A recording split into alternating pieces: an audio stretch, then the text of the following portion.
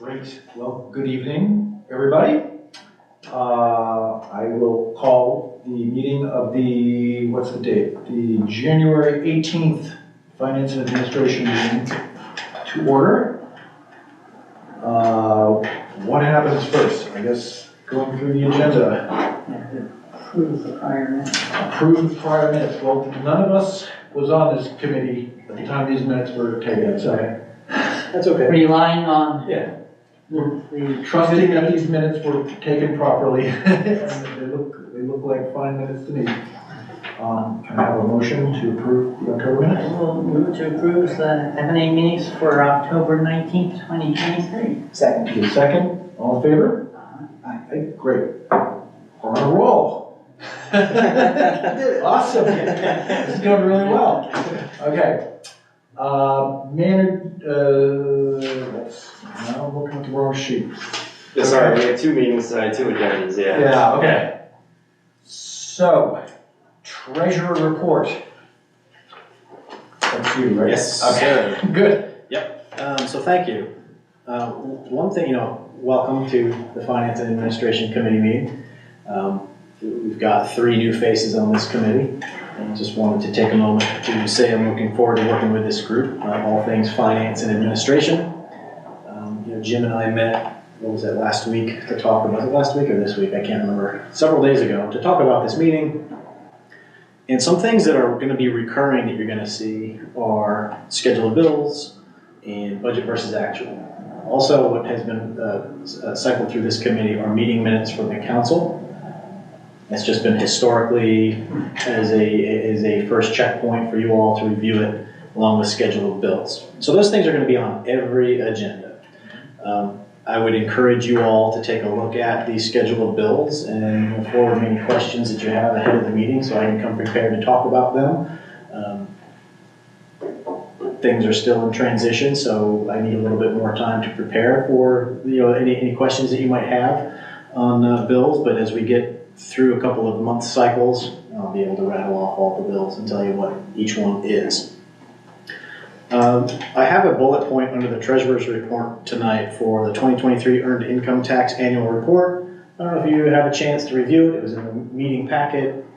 Just thought it would be an interesting thing for us to look at and discuss, given that 2023 was the first year in which the EIT was enacted.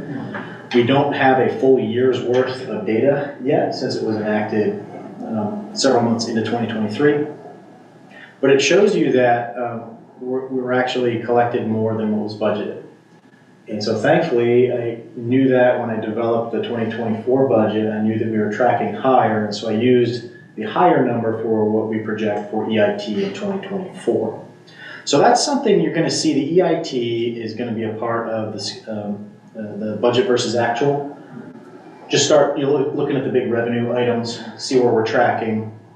I'm going to move on from earned income taxes, if that's okay. That was there for you to talk about. That's going to be a recurring thing. I imagine we're going to talk about every month.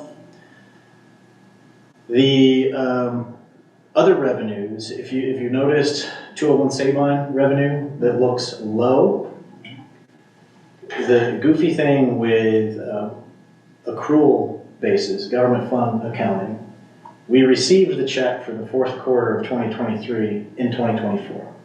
So, as part of our audit process, we'll actually make those adjustments to show you. So this is like a good starting point.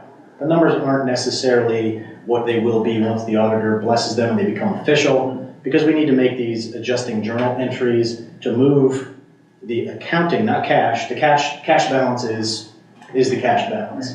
This is where we put all of that money and what accounts we assign them to. I'm happy to report that in 2023, we actually exceeded our budgeted amount for 201 Sabine revenue. And I can't remember what that figure is off the top of my head. Was that because you got an additional renter, or? It was fully rented the whole time. Okay. Huh. Yeah. So those are things that I'd like to put on your radars as things to continue to talk about and get your head around in how we report our finances. We're always like a month behind, right? And so this process, Alan was talking about, beginning of the year processes.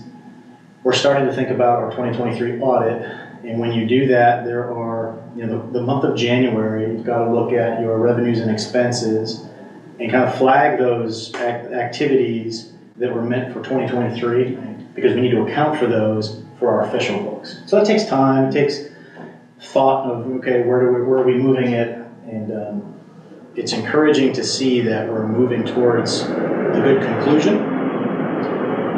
I don't know if you have any other questions about the bills list or budget versus actual reports or EIT. Two questions. Accrual on the cost side, I'm guessing that there's probably pension obligations that don't get paid until January, but are really accrued for 2023 as well. Thankfully, no. We do our really? pension, like we do our MMO pension payments, like the big payments. Yes. We put those, we do that before, in the middle of the year. Oh, okay. So we don't have, Okay. there might be some employee withholdings, Right. but they're minimal Right. versus the big nugget Okay. of our minimum municipal Our obligation. firm is the exact opposite. We're on a cash basis, except that we get to do the pension obligations. Okay. Because it gets paid in March. I always try to do it this year. in November. Yeah. That way we can make Yeah. sure it gets processed Right. by December, Yeah. so I don't have Yeah. that issue. Good question. Since we're on EIT, how much data will we eventually have to, beyond just the collection data, will we have access to any kind of, like, from whom we are collecting data, or, We do. We have that data available. There was a report that was cycled as part of the budget process. Let's see, if Yeah, I I've got a remember, copy of it. remind me, because you weren't on council yet, to show you what kind of reports that we can Okay. get. We don't have access to generate that data ourselves. The good thing is that we need an insulation. So the borough does not have direct access to people's income, to people's, we don't want that. And so Berkheimer is the tax collecting authority for EIT for every municipality in Montgomery County. So we can request that data, those reports from Berkheimer, and they usually, if it's not budget season, can turn around rather quickly. will we pay for those, or if they take time to generate, or? It's we pay, they make their money from processing our EIT. And so it's included in that. Okay. So, yes, we are paying for it technically, but it's not That's part of the package. a per report fee. And I know that I got my letters and the form. If people have questions about that, they're supposed to go to Berkheimer, Yes, right? they Not are you the guys. experts. Yeah. We'll muddle through and fumble. I think we've talked a couple times this week, and both Alan, I heard Alan say, you really need to talk to Berkheimer because they know the intricacies. They know how payroll systems are integrated, which ones are, which ones aren't, Yeah. and we just try to refer everybody to Okay. Berkheimer. I might put that out on social media because there was a whole flurry of activity about the IT on social media, and I know people are gonna have questions. Are the questions that y'all getting mainly logistical, or were they other sorts of things, or? Like what does it mean for, there was a consultant today? Like not Yeah. like payroll, like Right. independent contractors. Yeah. Self-employed. Self-employed. Yeah, if you look at the annual report for 2023, it'll show what Berkheimer's commission was. Did you see that? Yeah. It says that the commission is around $6,000. So it's not like we're paying a ton to have them collected on our behalf. And they do provide these nice reports at no extra cost. And just a crash course in EIT. The EIT and the LST is managed by every county's it's a taxing committee. So we don't have the ability to go and select a different vendor to administer our EIT. Every municipality in Montgomery County is represented through this Montgomery County Taxing Committee, and that contract is signed through that committee. So every municipality in every county has the same administrator. There's only a handful of them in the state. Berkheimer and Keystone is the other. It really streamlined the whole process. Mhm. There was actually a lot of issues before where people were paying their EIT to the wrong municipality because it was really messy the way it was done before because everybody had their own collector. Wow. Right. So now- when did it get unified? It's unified, yeah. Was that a recent change, or was that something that I happened? think it was like 2008 or so. It was, Relatively recent, Mhm. you know, midterm, not near term, it wasn't last year's. So there's probably a large number of people in Narberth who had been paying EIT prior to last year to the municipality they were employed Yes. in, yeah, and that's gotta get transferred somehow. Yes. And that's an administrative task that Berkheimer completes. Do And so most people pay 1%. And so even though ours is going up to 0.75, if it were 1%, Narberth would be able to get that full 1% back from the municipality. If not, that 0.25 is staying with that municipality in which they're employed. I was actually gonna ask that question, do we know how much is leaking the other? That was, so That's what we. That was in that report. Yeah.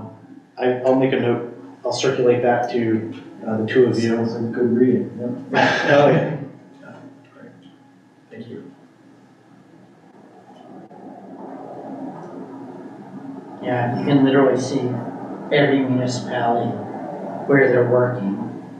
Like how much money we're getting from people who are working in different municipalities.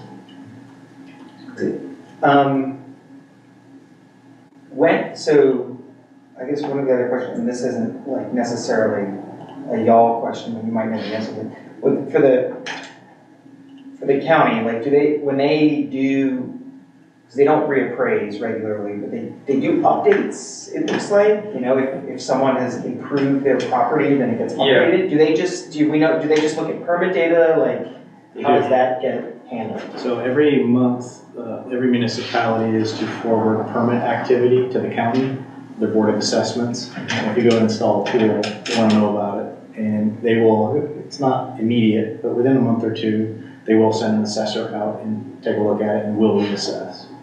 As well as major developments like 650 Montgomery Avenue, that was changing from commercial retail to residential. That's all, that's been identified and has been accounted for. So we have several of those, 203 Haverford, 100 Forest, the Elm, those were all additional tax base which required in a different assessment. as far as doing like a whole county-wide reassessment, I haven't heard anything. Hasn't been done, I think since '98 was the last time. Yeah. About time.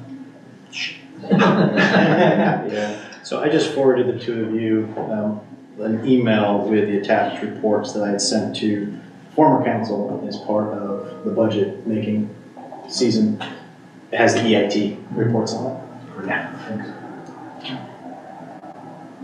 And that concludes my report. Excellent, we'll move on to item 3, action items for Borough Council. So this is one of those things, it's the recurring thing that's going to be on tonight's meeting. If you have a chance, these are most bills that we pay are bills that have already gone out the door because they're utilities, they're things that don't necessarily need council's review before they're approved, or else we'd be getting lots of late fees.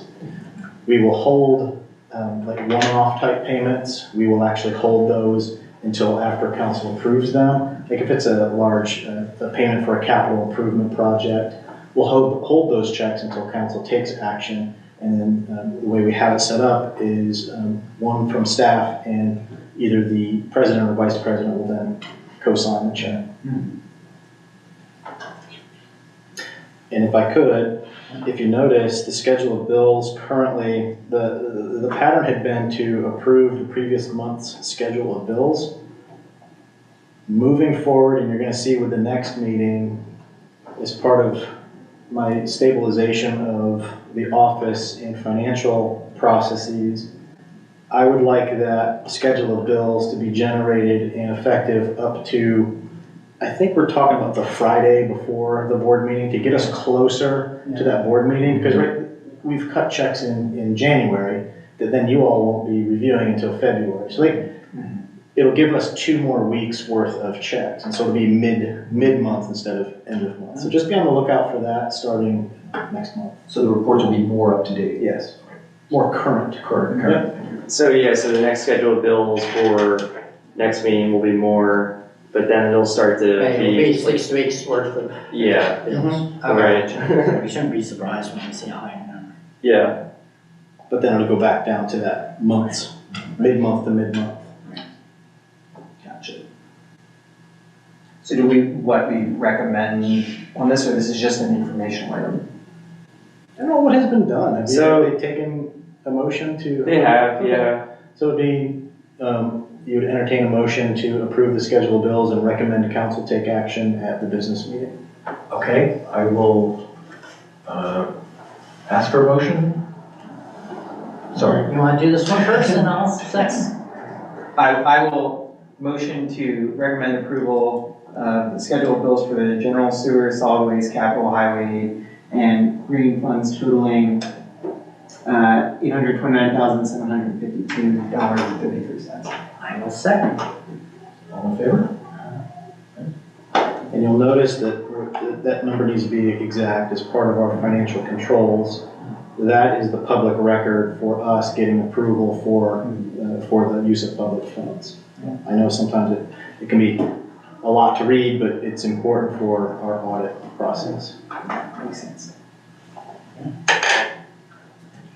And if you do have any like questions about bills going forward, I'd be happy to like show you the invoice for certain things so you can see like this is like either a routine expense or this was like a one-time expense, like just let us know.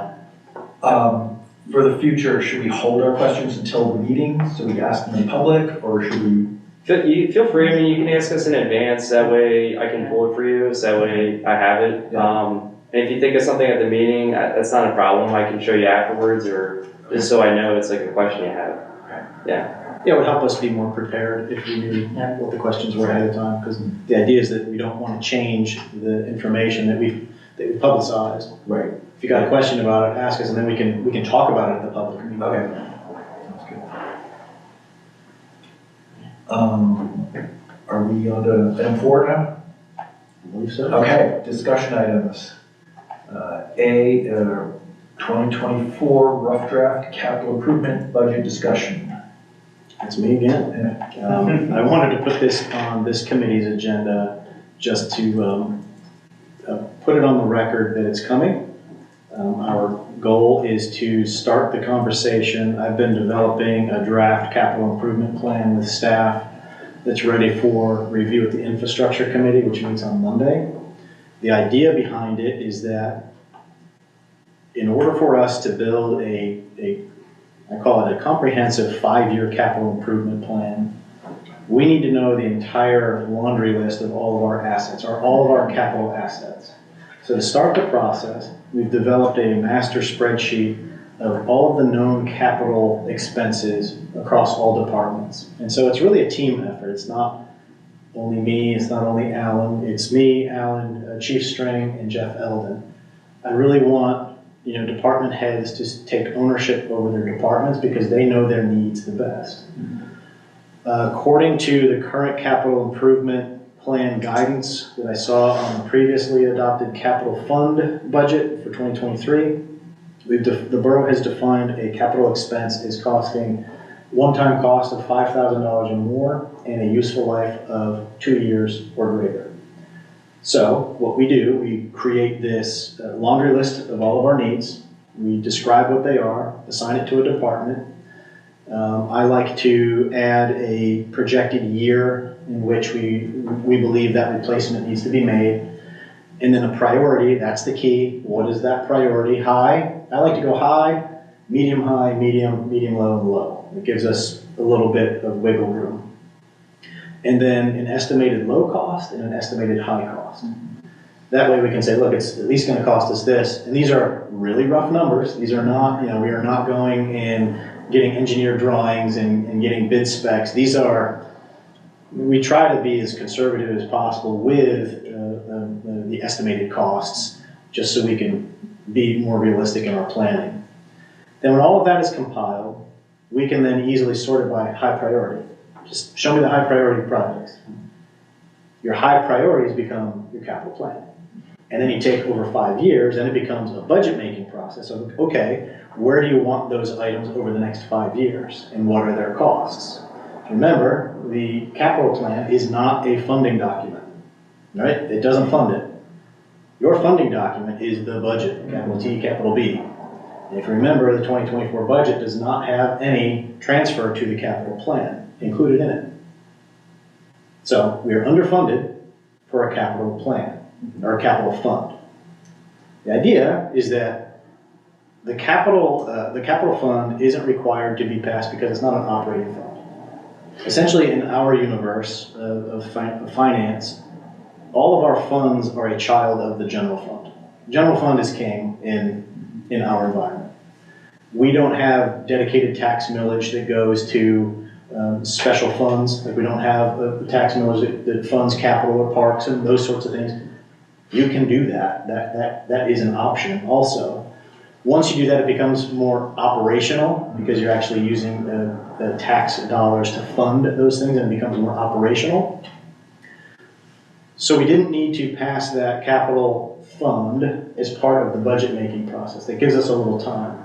From a timing standpoint, personally, I like to do the capital planning process in the beginning of the year and have council review it and hopefully adopt it by mid-year, July, August. Excuse me. And then once that gets approved, that then gets baked into the funding document, the budget. All right, so we have a little bit of time. We do have some pressing capital needs right now that we will be discussing in infrastructure. But thankfully we've got, there were 3 bonds that were issued for capital improvements, one of which can't use because it's dedicated to the bridge. The down payment that we're required to have in holding for that, but there were 2 others that were for operational projects. So we have been using those and managing those to complete capital projects. The most recent of which is the HVAC system of this building. So, all right, just FYI, it's going to be detailed. It's going to be, you know, the idea is that we're starting at staff level. We're going to bump it up then to the infrastructure committee. We'll talk about the details in there. It could change within the infrastructure committee meeting, and then it comes to full council for presentation and feedback. And then once the full council gets comfortable with it, then the recommendation is for you all to consider adoption. So there's going to be lots of opportunity for touch points for you all to be involved in. So this is really an eye towards next year's budget. We'll put Yes. together the 2025 budget. Okay. Even though there are some capital projects that are underway that are still being paid out of the capital fund. So, and that's part of the discussion I'd like to have in the infrastructure committee meeting. You know, do we want to have it, you know, do we want to backdate it to also include 2024 and just kind of use what we have and the projects that are in the pipeline just so we have this year's accounted for. Typically then, I like it to coincide with the budget year. So the one that you would pass in July would be for 2025 through 2030, 5-year capital plan. Sorry, go ahead. No, I was just gonna say, because the way you were describing it sounded like you were putting it together, but I assume that this type of planning had been done in the past, or are you guys actually building out an inventory of Not what to sort of this assets? level of detail. Okay, so we didn't have like an inventory of what sorts of assets we're. We had, so back when I was here in 2016 to 2021, we did hire KCBA architects to do a facility and grounds assessment. Many of the things that are included, I'd say maybe a quarter of the things that are included in the draft capital improvement plan are still recommendations from that report. So Sean Metrick, when he was manager, did develop a capital plan back in the day that took all of those things. The capital improvement plan has just kind of floundered over the past several years. It hasn't been actively managed. So this is my attempt to get it back on track to be actively managed as one of the core 3 documents, guiding documents for municipalities. Capital plan, budget, and your comprehensive plan. Those are the big 3. And they're all intertwined. And so, like, and I know that it made, like, the 5-year timeframe makes sense. I was just wondering also for whatever kind of, inventory that you're gonna have underlying that, that'll be there, I guess, even though we're gonna be operating on a 5-year plan. Yes. And it's a living, breathing document. Yeah. That when updates are made or other things, because remember, it's a snapshot. It's Yeah. hey, think of everything you can right now. 2 months from now, Jeff or Chief String that, oh goodness, I forgot to add.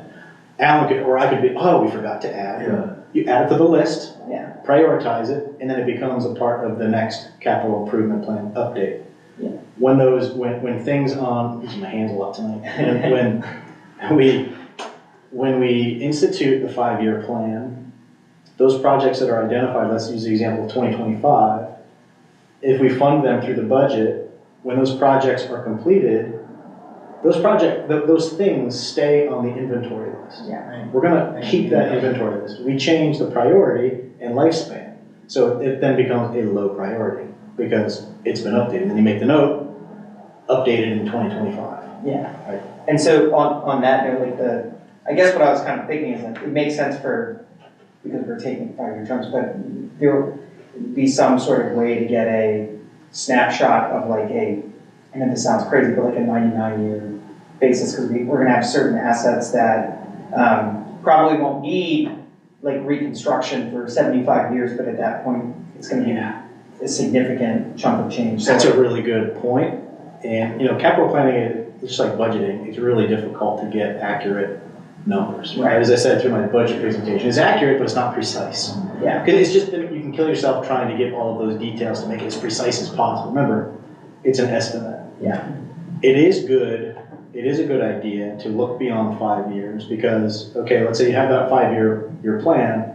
What about year 6? Now, it's not that far away from year 5, and maybe it's a really expensive investment, lurking in the shadows. Yeah. So it is important to say, okay, here's the 5-year plan, and then say, okay, next 10 years, next 20 years, 50 years, here's what we expect to be the funding obligations. Yeah. So you do lay that out. There's a couple of different ways you can do that. Yeah. And for like, maybe this is far too in the weeds, but for things like street reconstruction. So good question.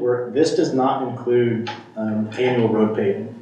While it is technically a capital investment, personally, I like to keep road paving separate because it's its own thing. You're doing it, some part of it. It's its own thing, and we use a different pool of money to fund road paving. It comes from liquid fuels funds. Okay, are there any other kind of like types of projects like that also make sense that have their own thing, or is it really just kind of road paving is the main one? Mostly road paving. That's going to be a big The one. sewer project that we talked about in council, that's gonna be part of this, right? Or is? No, because that's funded out of the sewer fund. Right. So there are, like, sewer, we dedicated a nice chunk of money in the sewer fund to do some sewer infrastructure. I'd like to manage that and maintain it inside of the sewer fund since that's fee generated. Good question, too. I'm excited about it. It just gives us that much more data to be better prepared for not easy decisions in the future. Because it's a big chunk of money. So in terms of like your assumptions on like the useful life of different assets, what assumptions do you guys currently have putting for like this building? Or things like, we know that there are. So there's like nuggets inside of the bigger thing, right? And so we've tried to quantify it in such a way where it's something that's micro and also a macro. Right. So, okay, if we wanted to consider, completely rehabbing this building, that would be a bigger thing than redoing this room. Yeah. Both of which exist in the capital plan as separate items. Yeah. Right, and so that's where the 5-year review comes into play, where you have conversations like this and identify priorities and say, hey, you know what, I don't believe it's appropriate for us to consider making major renovations. It's just too big of a nut to crack. Let's do a micro one. And that becomes that decision to put it over the 5-year, even though keeping that major investment in the inventory and pushing it out more long-term. Sure. And I assume like that this is all gonna be debt service or? Well, that's the funding part of it. That's right. The first part is the more fun part, thinking of everything we'd like to do, putting it all on there, put a dollar figure on it, and then the wet blanket is, how are you gonna pay for it? Right, and that's your 5-year plan. What needs to be done, what's the total cost to do all high priority projects within 5 years, and then do you have the money in the bank? If not, how do you get that money? You either borrow, debt service, or you don't do it. Those are the options. And that's where this committee is gonna come into play, and you know, how to fund it. And for the, I guess you'll also have some sense of what the trade-off is, because certain assets, if you don't actually, they'll continue to deteriorate potentially, your liability, fixing it 20 years from now is gonna be much worse than if you, so I guess you'll have some sense with like, with each of those assets, like what the.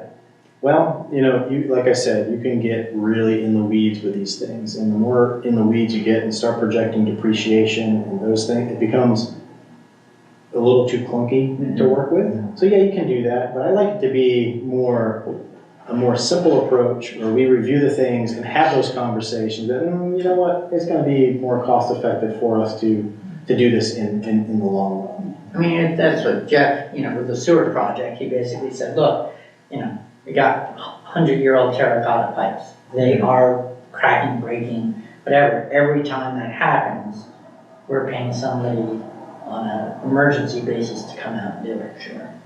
Long term, we'll spend more money at the front end, but he believes that we'll save money in the long term by really trying to go through comprehensively and fix it on our own, rather than wait for the pipe to break. Unfortunately, typical capital improvement plans, you know, oftentimes there's no good decisions, right? It's the wants versus better needs, one right? versus, you know. Here's a great want, we really want this. Oops, new need comes Yes. along. Which is why I like to review it on an annual basis and re-adopt a 5-year plan every year, because you don't know, once it's adopted, you don't know what's gonna happen. And it becomes an opportunity for council to consider an update to the capital improvement plan to move it from 1 year to the next. That's an administrative exercise. That's the grand plan. Well, thank you for starting to pull all that together. Sounds exciting. Yeah. Should we move on to the 4B? Sure. Committee goals and objectives. I think it's on you. So, yeah, well, I thought a good place to start on this is to review old topics from this committee and just more or less see where they stand, whether they've concluded or whether they are considered simmering, or, you know, there's something that needs us to take up the ball on. But that's more of an informational thing. It's more, and I distributed you guys a little memo of that list. And it's also for us to consider eventually what the priorities of the committee will be in the months. I'd say we should take a couple months to do this, you know, considering that the office is getting a budget together and their office together, and this committee is new. We can ease into this over however many months it takes, based on priorities that we come up with and what the council is able to articulate and what the office is able to tell us is realistic. I think that's good. I think you're gonna see a lot of these things pop up on their own anyway. Yeah. You know, accounting software, that's an easy one. We're just gonna continue using the accounting software that we have. Yeah. It's fine. Right? Hiring activities, both of those things are underway. Parking controller, we have the position posted on the website, because both of these positions were included in the 2024 budget. That was good. That was my question. Great. Parking controller for full year, the records clerk, office assistant for half year, just to give the new manager developed budget. I wasn't expecting it to be me. Give the new manager 6 months worth of time to get their sea legs to identify what type of person they would like for that position. We are looking to, I met with Chief String this past week and looking to reinvigorate the posting for the parking controller. It's part-time. It's currently on our website, and we'd like to kind of distribute it a little more out into the wild to see if we get any candidates. Capital improvement we just talked about. Library roof repair. I don't want to bring us down. We had a bid opening this afternoon, Yeah. so we'll hold off on that. Yeah. If you don't mind. Tell us that. Want to talk to Fred about it? Okay. Yep, you got some major capital expenses coming up that we're gonna, It's funny, I was gonna ask, like, when we were talking about, potential, surprises, I was thinking, like, library, and there it is.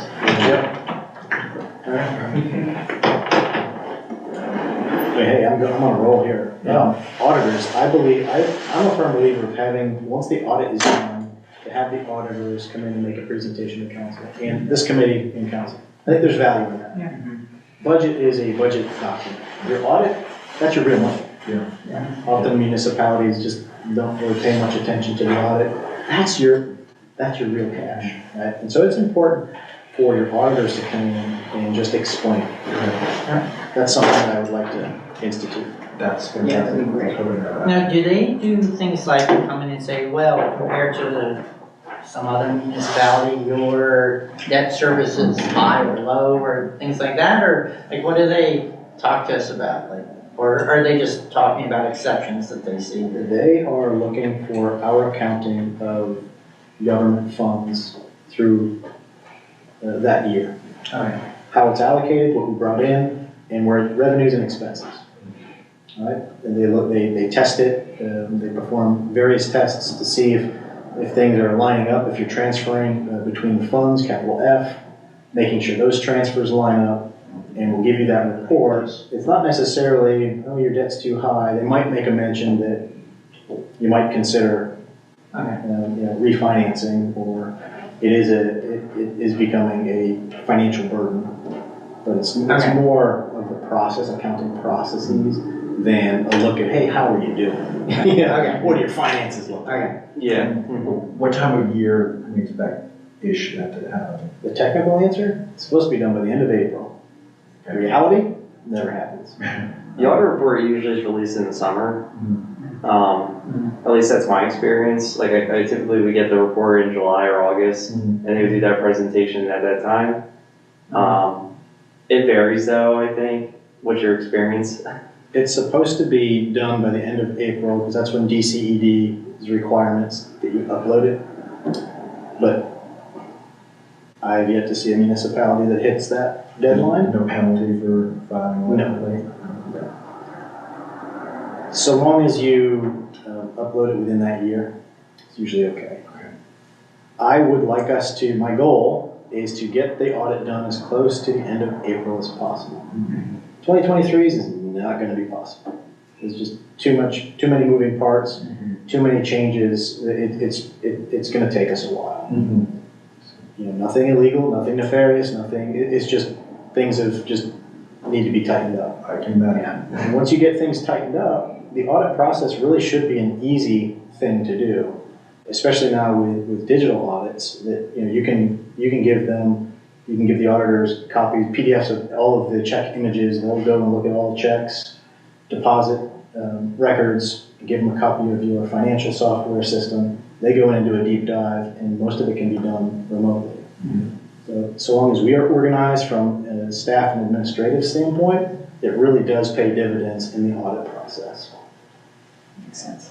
That's my goal for the 2024 audit in 2025, but realistically, we're probably not going to be fully humming probably in a year and a half. So probably the 2025 audit will be really good. We'll be here, in these same chairs. It's Uncomfortable. Maybe. Yeah. 25? If you want to guarantee my election. 25? No, Well, I guess to the end of 25. Do you want to keep going on this list? The Amtrak deposit. Yeah, so I was gonna also bring that up at council tonight. We're still waiting to hear back from Amtrak about that. The borough solicitor has sent a request into Amtrak to reconsider that 30%, because that 30% is just untenable, and we can't afford that. There has been some precedent in other municipalities, similar municipalities, where that number has been adjusted. So I'm not going to make any promises, but that process is underway. Unfortunately, we continue to be at the mercy of Amtrak. It is their right of way, and they tell us when. Sure.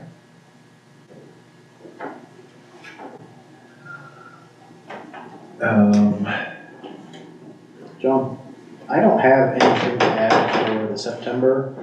I don't know the Yeah, status of that, so. Your assumption's correct. It was Yeah, kind it of was just just discussed, sort of but batted around. yeah, there was no further action on it. Okay. But it was something that council would like to see it, or the committee at the time would like to implement sometime in the future, just, I think with everything else going on, it just never Yeah. came to fruition at this time, you know, so. What's the next thing? The public art installations. Yeah, I wasn't sure about that one. I don't know why it came up in this committee, Well, unless there was a yeah, financial commitment to that. I think, again, that also, the person, we had talked about the economic development event coordinator position, that would fall under one of their duties. Yeah. And with what, like, I mean, it kind of like mentioned some of the discussion, but what, like, was there, like the 5-second version of what that discussion was like at that meeting? Not it. If that's like too much of a deep dive, I don't wanna put you on the spot, so we don't have to, you know. I can't speak at all about No, it, no, so yeah. I would I defer would- to Ellen. So Emily Stewart was the one who came in and spoke with FNA and said, hey, like, I can do this for, not like she wouldn't be on our staff, but we would set aside, I think it was like $10,000 each year for basically like downtown beautification, doing these art installations in our business windows. And we were thinking about maybe like giving essentially like the Narberth Business Association, like giving them the money each year, and then it goes to Emily. So like she's not like an employee, but we kind of like fund that initiative. And again, because I don't know exactly where we left off, but we said this is a great idea, something for us to consider going forward, but that's all where it went. It didn't go anywhere else. so it sounds like it's something that would be considered as a budget item when the budget process comes up. Yeah, we should probably review that. I would think we should review that this year, Okay. for next year. Yeah, She did installations, all right? she did do some. Yeah, oh, there's a bunch, I believe yeah. She has been doing them. I'm not sure. I mean, there are installations. Yes, It's I done. believe she was the one who did the ones In that the were windows. yeah. Yes. Okay. Okay. Website, yes, we need a new website. No, it's not in the budget. All right, That's an easy one. all right. I think we could put that in 2025 budget. I think it's not a high priority, it's a medium priority. Yeah. It's time for an update. And my recommendation is to subcontract that out, there are some really good municipal website providers that will just do it soup to nuts. It's the most effective, updated municipalities have been using. My recommendation is to go through the Boroughs Association. That's who I previously worked The with. State Association of Boroughs. Yeah, they actually they have a web design team, and I worked with them to do North Wales's website, and I think it's a really good website. And their fees are pretty minimal. They don't charge much. It's kind of like how we pay Montgomery County Planning Commission to be our planner. Like, it's very, very affordable.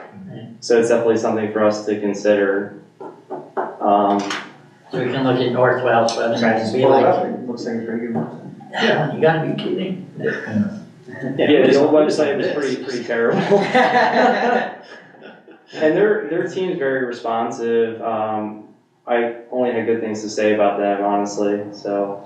Yeah, I'll admit that sometimes I have trouble navigating our website. And I think, Yeah. Me you too. know, like, Well, I did wait, a why whole can't I thing. find this? I just started alphabetizing things, and that helps so much, right? It's like, Yeah, before I was like, well, It was just, it didn't, there's no organization to it. Yeah, exactly. And some of the some of the places were in sub-tabs, it's a little counter. We also had multiple pages for the same topic, like we had parking here, I'm like, this should just be one. Right, yeah, Good, things have gotten a little sideways with the website, man. yeah. It was not how I designed it. Oh, you designed it, okay. I did, back in the day. But somebody is updating it now. Yes. Yeah. Yeah, Matt was showing me some tricks too with the website, you know, like posting the snow alert at the top of the page. I didn't know Right, that. like, that's what I was wondering about, like, you know, alert banners or like, oh, you should be getting your EIT letters soon, you know? Yeah, which like on North Wales' site, I knew how to do that banner, but I didn't know how to do it on this because it's a plugin and Matt was showing me how to do it. But, yeah. And if you look at the website, this little, Yeah, wow, I saw that look at earlier. just to grab everybody's attention, oh, it's gonna snow. That's cool. I figured it out. Yeah. Yeah. To tile it.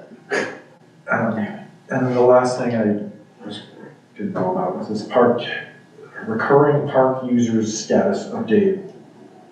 And they seem to be talking about some kind of policy that was supposed to go into, or that was hoped to go into place in fall of last year. But So we did implement a facility use permit application for parks or facilities here. It has included like the policy, like the rules for renting it out. We charge a lesser fee if you're a resident, more if you're non-resident, but the fees are pretty minimal. And it's worked out pretty nicely. You can submit it through MyGov, our permit software. So yeah, that one was implemented. Yeah. great, cool.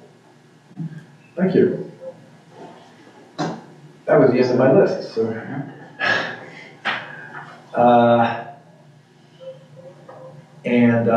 So just to reiterate, I think maybe the committee people on this committee, we can have some just personal brainstorming about, you know, what kind of things we'd like to see, goals for this year. But again, we'll ease into this really slowly and gradually. I feel like before I get into like what the specifics are, I still feel like getting the big picture, Yeah. capital B budget, you know, items and what's in there and what's fungible, what's not really, you know, that I think is really important because especially now when we're just raised taxes and people are being critical, like there might be trade-offs as opposed to just we're doing this in addition. There may have to be trade-offs. And I encourage the three of you, once you do a deeper dive into the budget, to schedule time to sit with me and Alan to talk about the budget, since this is, Mike was a part of the budget making process for the 2024 budget, but Jim and Michael weren't yet. And so if I encourage you to please do your homework and look into it, and then schedule a time with me to just talk about the budget. And Mike, that also goes to you if you want to do another follow-up now that we're into it and managing it. Yeah. 'Cause it's a lot. And this is Narberth isn't a complex budget either. There's still a lot there. There's just a lot I did the first one, Yeah. I guess we spent an hour and a half or something. It was incredibly useful. I've said it in public setting, I found it incredibly useful, so. I'm sure it would. But I think it's probably a good idea for me to come back for the second time, so. That is the more about most it. important document. Yeah. That is the document. So you all need to own it. It's your budget. And you need to be able to speak intelligently about it. Do you want to do that with us individually, or do you want to come in groups, or whatever you prefer? So long as it's not more than 4 or 4 or more. We could actually do this committee, you could come in, doesn't matter, I'm open. Great. Sounds good. All right. Item 5, review of ongoing projects. It's kind of just a placeholder that we added, more like a status update, old business, where we at on certain things. I don't really think we have anything to go over right now, but I think the spirit of it was to put a section on the agenda for things that we might not be talking about at that meeting, but we have talked about it. So we keep track of it, because we talk about it at this meeting, someone has a good idea, there's a lot of time between this meeting and the next meeting, like get forgotten about, so it's a good way for us to keep track of those things. So it really should be review of ongoing projects with parentheses, no discussion. This is just is a list of things that are important that we keep on the radar. Excellent, sounds good. Great, and we're on to public comment. I see no public in the physical audience. Is there anyone online that? Nope, there's no one in the waiting room either. Okay. Yep. Well, So for the record, there's none. yeah, public comment. Okay. I will move to adjourn. Second? All in favor of adjournment? Okay. We will adjourn. Thanks, all. Cool. Thank you. That's how it goes. Yep. Perfect.